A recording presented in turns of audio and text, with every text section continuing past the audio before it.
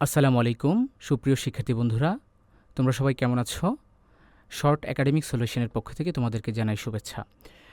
আমরা ইতিমধ্যে ষষ্ঠ শ্রেণীর ষান্মাসিক সামষ্টিক মূল্যায়ন পরীক্ষার গণিত বিষয়ের প্রশ্নটি আমরা হাতে পেয়েছি। এই প্রশ্নটিতে কী কী আছে আমি তোমাদেরকে জানিয়ে দিচ্ছি। প্রথমে হচ্ছে প্রকল্পের নাম, আমাদের স্কুল কত সবুজ। পৃথিবীর বিভিন্ন দেশে সবুজ স্কুল নামে একটি আইডিয়া বর্তমানে খুব জনপ্রিয় হয়ে উঠেছে। সবুজ স্কুল ধারণাটি হলো যে স্কুলে যত বেশি গাছ এবং রিসোর্স রিসাইকেল করার ব্যবস্থা আছে, ওই স্কুলের পরিবেশ তত বেশি স্বাস্থ্যকর, পরিচ্ছন্ন ও সবুজ।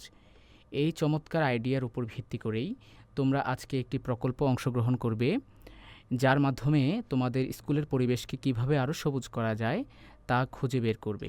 এর জন্য তোমাদের ডান পাশের কলামে বর্ণিত 3টি কাজ করবে। কাজ ক, বেঁচে থাকার জন্য প্রয়োজনীয় অক্সিজেন মাপি, দলগত কাজ 1 এবং একক কাজ 1।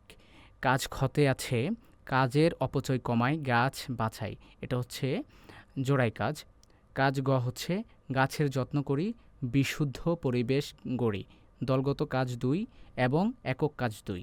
অর্থাৎ অর্থাৎ কাজ ক, খ, গয়ে যে কাজগুলো আছে সেগুলো তোমাদেরকে করতে হবে। প্রথমে দেখি আমরা কাজ ক, বেঁচে থাকার জন্য প্রয়োজনীয় অক্সিজেন মাপি। দ্বিতীয় হচ্ছে দলগত কাজ 1, দলের মধ্যে আলোচনা করে তোমাদের বিদ্যালয়ের গাছের সংখ্যা এবং মোট জনসংখ্যার ভিত্তিতে নিচের সমস্যাগুলো সমাধান করো। দলে আলোচনা ও হিসাব করে সমাধান করবে এবং প্রত্যেকে নিজের খাতায় লিখবে। এখানে 1, 2, 3, 4, 5টি কাজ আছে, তোমরা এই কাজগুলো পড়ে নিবে এবং আমি ভিডিওটি দীর্ঘায়িত করব না, কারণ হচ্ছে এই প্রশ্নটির সমাধান আমি কিছুক্ষণের মধ্যেই দিব। সে পর্যন্ত আমাদের সাথে থাকবা। এরপর হচ্ছে একক কাজ, আমরা পরিবারের জন্য অক্সিজেন হিসেব করি। এখানে হচ্ছে 1, তোমাদের পরিবারের সকল সদস্যদের গড়ে প্রতিদিন কী পরিমাণ অক্সিজেন লাগে।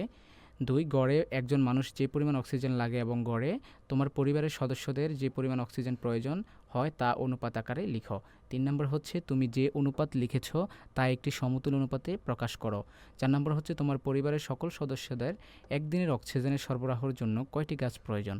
5 নম্বর হচ্ছে তোমাদের পরিবারের অক্সিজেনের জন্য যতটি গাছ দরকার তা আছে কি।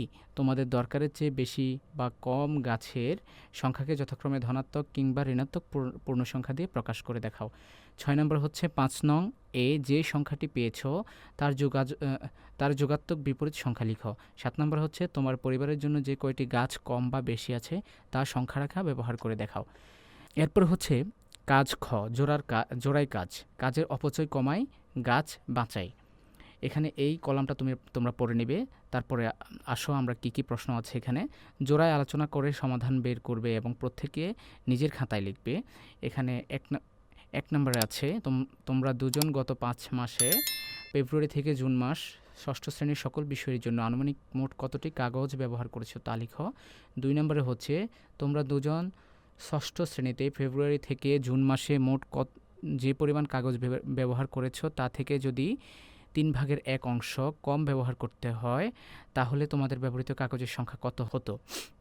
3 নম্বরে আছে 2 নংয়ের ক্ষেত্রে তোমাদের কাগজ ব্যবহারের হার শতকরা কত কমে গেল।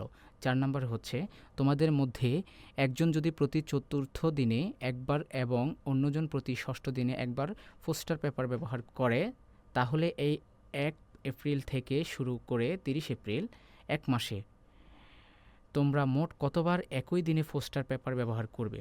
5, ধরো তোমাদের শিক্ষক কিছু পোস্টার পেপার নিয়ে আসলেন এবং শ্রেণীর প্রত্যেক শিক্ষার্থীকে 2টি করে পোস্টার পেপার দিলেন। এভাবে শিক্ষক পোস্টার পেপারের 5/3 অংশ তোমাদেরকে দিয়ে দিলেন এবং বাকি অংশ নিজের কাছে রেখে দিলেন। এখানে 3টি প্রশ্ন আছে। ক, তোমাদের শ্রেণীতে মোট শিক্ষার্থীর সংখ্যা কত তা লিখে রাখো। শিক্ষক মোট কতটি পোস্টার পেপার নিয়ে এসেছিলেন। গ, তোমাদেরকে দেওয়া অংশের মূল্য 450 টাকা হলে প্রতিটি পোস্টার পেপারের মূল্য কত। তোমরা এই অঙ্কগুলোর সমাধান করতে হবে। এরপরে চলে যাই আমরা কাজ গতে। এখানে আছে গাছের যত্ন করি, বিশুদ্ধ পরিবেশ করি। এখানে তোমরা এই লেখাগুলো পড়ে নিবে।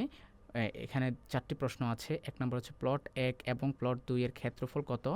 প্লট 1 এবং প্লট 2 এ কতটি গাছের চারা রোপণ করা যাবে।